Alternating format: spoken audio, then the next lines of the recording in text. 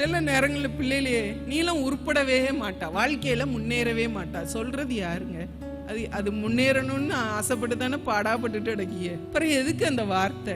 நாமே சில நேரங்களில் சில வார்த்தையை சொல்லிட்டு என் பிள்ளை கஷ்டப்படுதுன்னா முதல்ல நீங்க கொடுத்த சாபத்தெல்லாம் கேன்சல் பண்ணுங்க. ஆண்டோடைய சமூகத்துல விழுந்து கடந்து, ஆண்டவரே என் பிள்ளைய தேவையில்லாம நான் தான் பேசிட்டேன்ப்பா, அது இன்னைக்கு ஒன்றும் இல்லாம இருக்கிறதுக்கு காரணம் யார் தான்?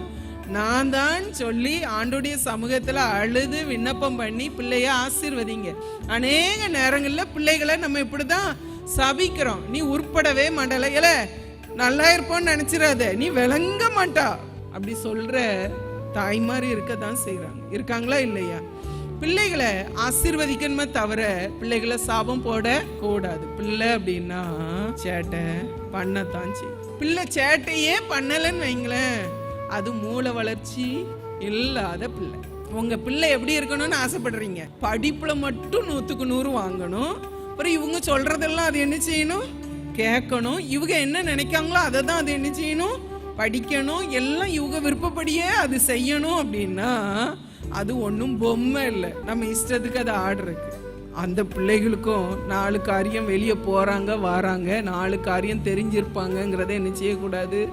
மறந்துடக்கூடாது. அப்போ எல்லாவற்றுக்கும் பிள்ளைகள் நம்ம விருப்பப்படி ஆட மாட்டாங்க. ஆடலைன்னு ஒன்று பிள்ளைகளை சபிக்காது.